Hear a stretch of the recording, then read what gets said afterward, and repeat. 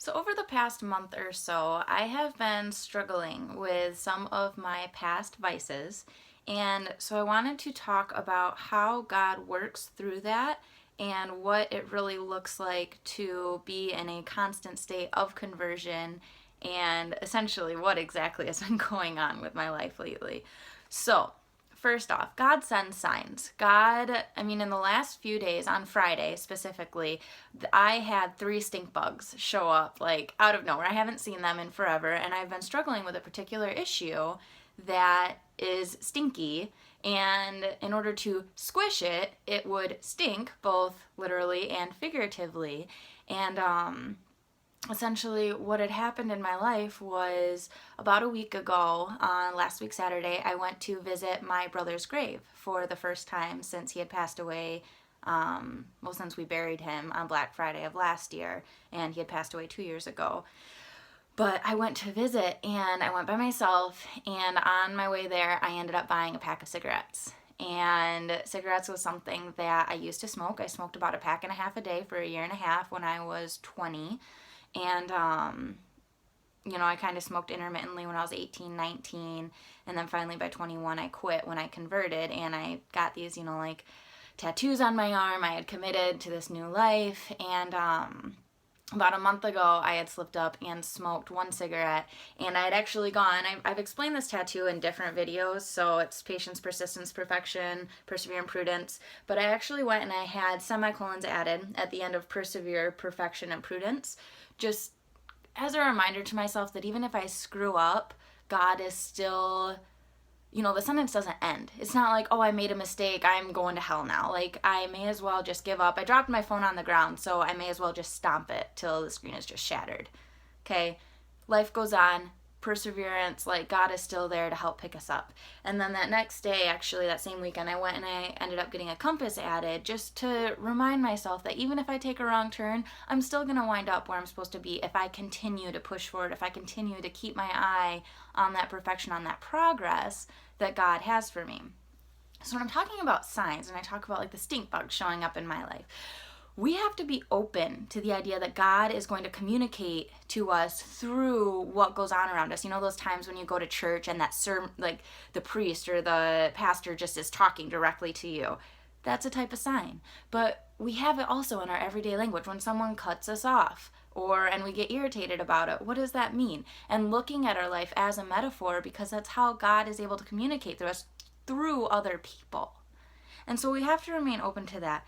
Unfortunately, something that, my fiance and I didn't know and didn't understand was that our vices that we choose when we're 15, 16 years old, 18, they sneak up later on in life. So if you're, a 14-year-old guy and you start looking at porn and masturbating, then all of a sudden that's going to follow you into adulthood. And even, like me, I smoked pot. I used to drink pretty heavily. I used to dabble in a couple drugs. And those types of vices, I have to now look out for, which being the person that I am, it's embarrassing to look at my past and be like, well, yeah, I used to be this way, and, A, B, and C used to happen, and, I did this, and it's embarrassing. It's not something I'm proud of. And unfortunately, there are things that end up coming forward. If somebody is having premarital sex, it causes something to come up later on with your spouse.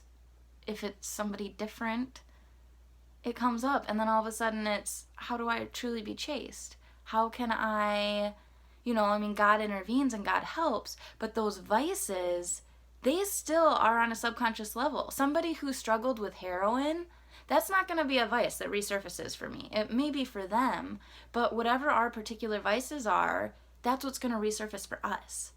So staying clear of those at a younger age is something that is just, I wish that I would have known sooner. And my fiance says he wishes he would have known sooner. 15 years ago, if we'd known this stuff, maybe we would have avoided it a little more actively to know how much it would truly harm us in the future. In the past, in the Old Testament, we look at the story of Gideon, who had asked for a sign from God about the cloth. And one of the things to be sure if we're asking for a sign from God is that it's not out of a test. It's not out of a, oh, well, God, are you real? If you're real, show me this. It's no. God, I'm open to your input. I know that you exist. Please show me what it is I should be doing differently. Or like if you need confirmation about a certain decision or whatever it is, if your entire hope and true faith is rooted in him, then it looks a little differently than, hey God, prove to me that you're real, like a test of his existence. So making sure to make that differentiation when you're looking for a sign is pretty important. You know, I'm here just to say that I'm human. Like, I'm not perfect. I don't want to be put on a pedestal where all of a sudden, you know, Allie Marie doesn't sin, and then all of a sudden, well, if she can't stay perfect, then I can't. You know, I once had a guy say that to me when I went to confession. He was like, well, if you're going to confession, there's really no hope for the rest of us. It's like, no, stop.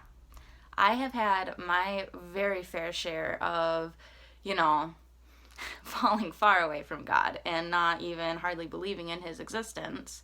And coming forward to where I am now, I have a lot of baggage from my past that is something that is a continual process to work through. James talks about it in his whole book. It talks about perseverance and being patient with ourselves.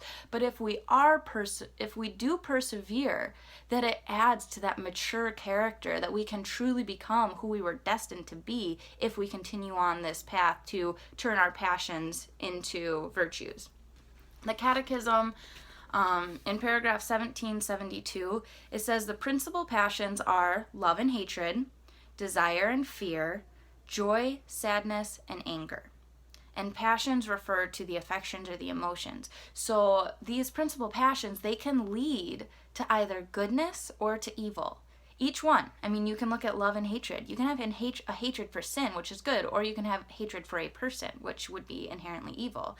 Desire and fear. You could have a very holy desire to want to help people and to support people. You can have this holy desire for, you know, making love to your spouse.